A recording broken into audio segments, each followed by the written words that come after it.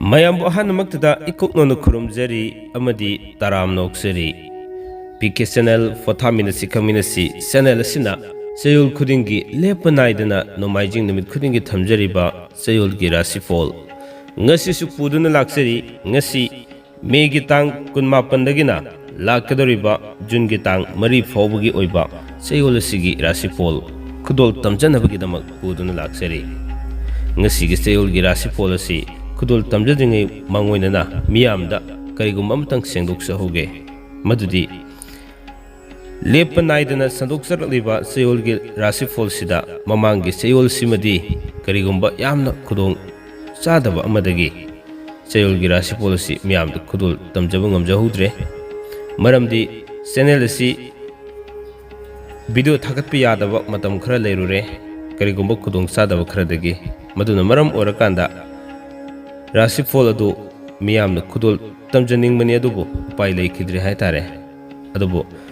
ngasidagi di amuk lepanaidana chayolgi Rashifal amadi miyamna thambirakpa khanbirakpa topic singsu mathang manaw naina adumak miyamgidamak kudol tamjaraklagani haiba wafamsi simatang thamjauge fare adudi miyamda kudol tamjarage ngasi megi tang 18dagina lakadori bajun gi tang 3 fawbagi oiba chayol si Rashifal kudol tamjage miyeng taminasi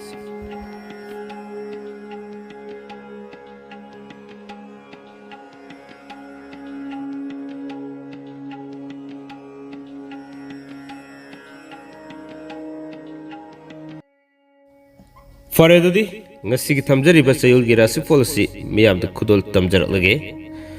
Rashifal si mahusa gumna tangkak ani thokna thamjaba ngasi gi tangkakta tang 18dagina tang 38 fawbagi ama haibadi me thagi tangkak simalok charamge aduga jun thagi haugalakpa tang amadagina tang 3 fawbagi tangkak ama amuk thamjage loisilakpada haksangi fibam amadi mahaigi oina chayol sida kari fol leri amadi pakhang leisabe singi fol kari kari leri habadu thamjage chayol asigi oina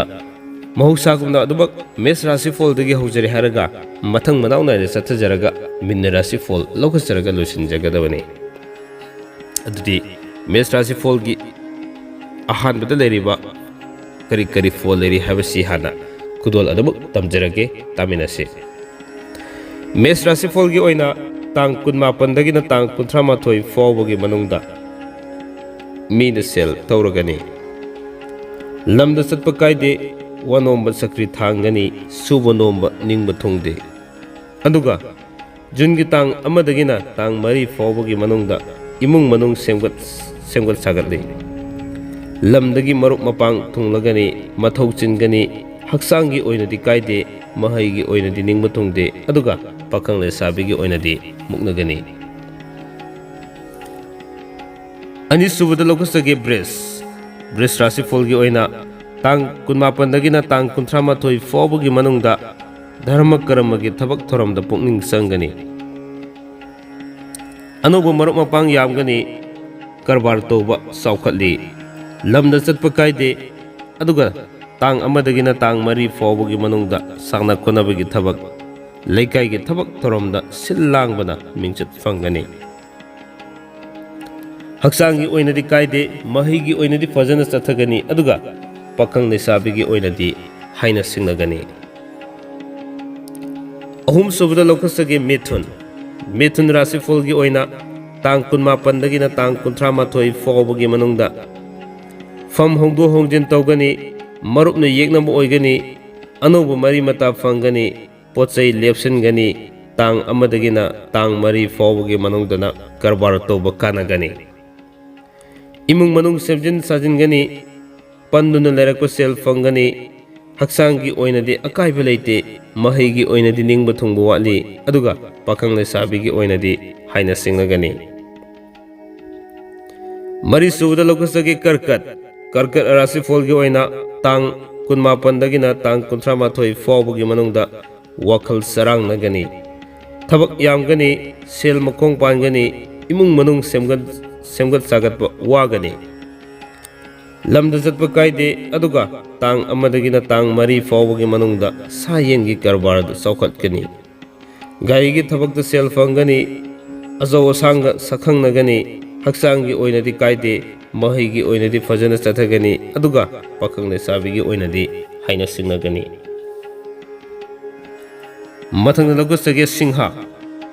Singh ꯔꯥꯁꯤꯐꯣꯜꯒꯤ ꯑꯣꯏꯅ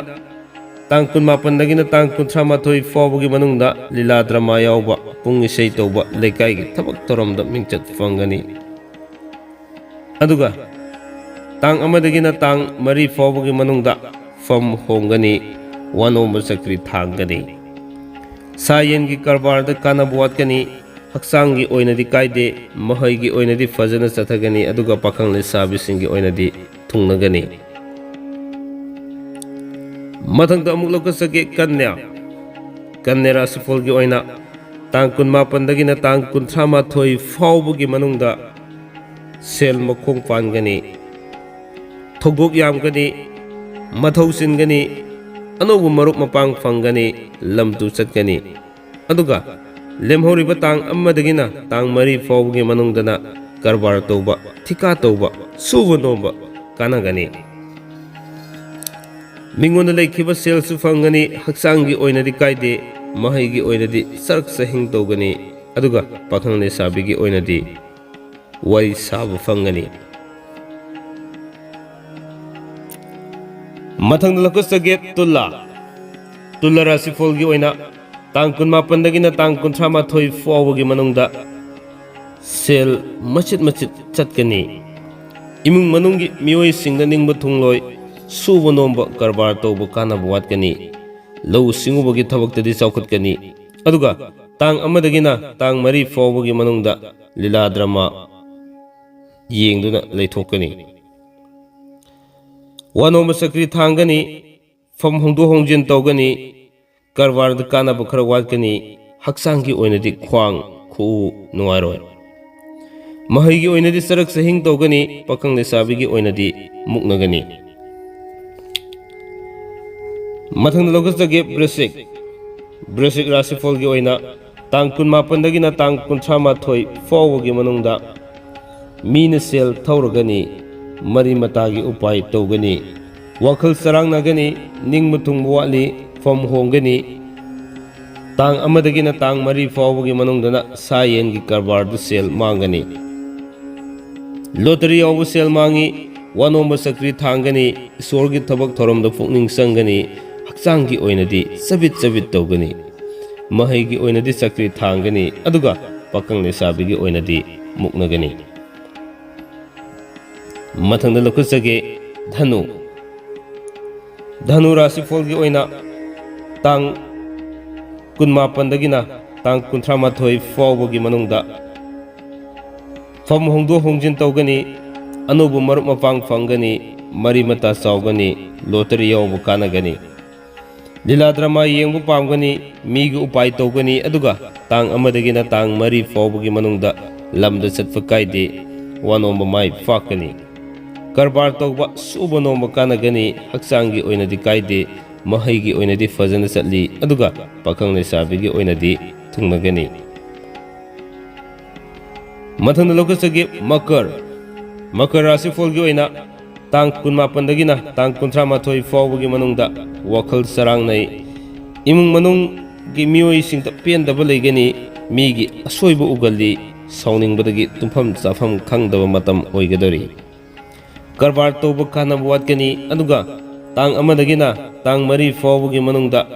ꯐꯝ ꯍꯣꯡꯗꯣꯛ ꯍꯣꯡꯖꯤन ꯇꯧꯒꯅꯤ, ꯁꯦꯜ ꯃꯥꯡꯒꯅꯤ, ꯃꯔꯨꯞꯅ ꯌꯦꯛꯅꯕ ꯑꯣꯏꯒꯅꯤ, ꯍꯛꯆꯥꯡꯒꯤ ꯑꯣꯏꯅꯗꯤ ꯅꯨꯡꯉꯥꯏꯐꯝ ꯈꯪꯗꯦ, ꯃꯍꯩꯒꯤ ꯑꯣꯏꯅꯗꯤ ꯆꯀ꯭ꯔꯤ ꯊꯥꯡꯉꯤ, ꯄꯥꯈꯪ ꯂꯩꯁꯥꯕꯤꯁꯤꯡꯒꯤ ꯑꯣꯏꯅꯗꯤ ꯊꯨꯡꯅꯒꯅꯤ꯫ ꯃꯊꯪꯗ ꯂꯧꯈꯠꯆꯒꯦ ꯀꯨꯝꯚ꯫ ꯀꯨꯝꯚ ꯔꯥꯁꯤꯐꯣꯜꯒꯤ ꯑꯣꯏꯅ ꯇꯥꯡ 18ꯗꯒꯤꯅ ꯇꯥꯡ 38 ꯐꯥꯎꯕꯒꯤ ꯃꯅꯨꯡꯗ ꯂꯩꯀꯥꯏꯒꯤ ꯊꯕꯛ ꯊꯧꯔꯝꯗ ꯁꯦꯜ ꯆꯠꯀꯅꯤ, ꯑꯐꯕ ꯃꯔꯨꯞ ꯇꯥꯡꯒꯅꯤ, ꯀꯥꯟꯅꯗꯕ ꯃꯔꯨꯞꯁꯤꯡꯗ ꯃꯇꯦꯡ ꯄꯤꯒꯅꯤ, ꯊꯤꯀꯥ ꯇꯧꯕ, ꯀꯔꯕꯥꯔ ꯇꯧꯕ, ꯁꯨꯕ ꯅꯣꯝꯕ ꯀꯥꯟꯅꯒꯅꯤ, ꯑꯗꯨꯒ ꯇꯥꯡ 1ꯗꯒꯤꯅ ꯇꯥꯡ 3 ꯐꯥꯎꯕꯒꯤ ꯃꯅꯨꯡꯗꯅ ꯐꯝ ꯍꯣꯡꯗꯣꯛ ꯍꯣꯡꯖꯤन ꯇꯧꯒꯅꯤ, ꯏꯃꯨꯡ ꯃꯅꯨꯡ ꯁꯦꯝꯒꯠ ꯁꯥꯒꯠꯀꯅꯤ, ꯏꯁꯣꯔꯒꯤ ꯊꯕꯛ ꯊꯧꯔꯝꯗ ꯄꯨꯛꯅꯤꯡ ꯆꯪꯒꯅꯤ, ꯍꯛꯆꯥꯡꯒꯤ ꯑꯣꯏꯅꯗꯤ ꯀꯥꯏꯗꯦ, ꯃꯍꯩꯒꯤ ꯑꯣꯏꯅꯗꯤ ꯐꯖꯅ ꯆꯠꯊꯒꯅꯤ, ꯑꯗꯨꯒ ꯄꯥꯈꯪ ꯂꯩꯁꯥꯕꯤꯁꯤꯡꯒꯤ ꯑꯣꯏꯅꯗꯤ ꯊꯨꯡꯅꯒꯅꯤ꯫ असुमना चयोलगी राशिफल असिगी अरोइबदा मीन राशिफल लौखसगे मीन राशिफल की ओइना तांग 19 दगिना तांग 38 फावबगी मनुंगदा सेल मखोंग फानगनी वखल सागनी थबक थोरमदा चरांगनगनी अनौ अनौब पाउ तागनी मथौसिनगनी लमदा चटप कायदे अदुगा तांग अमदगिना तांग 3 फावबगी मनुंगदना सुब नोंबा करबार तौबा थिका तौबा कानागनी पोचै लेप्सिनगनी इमुंग मनुंग शांति ओइगनी हक्सांगी ओइनदि कायदे महैगी ओइनदि मयाय ओइना तौगनी अदुगा पाखंग लेसाबिसिंगी ओइनदि हाइना सिंगनगनी असुमना ngasiगी थमजरिबा चयोलगी राशिफल असि matang aswaida tension jenabagi tanjada lojage miyamna loiba phobu tabiba amadi miyeng tabibagi damak ngamkhaileitena thagassabu phongdoksari haibu wafamji thamjaraga adong adonggi apamba commentsing ibir pagi damaktasu ngamkhaileitena thagassari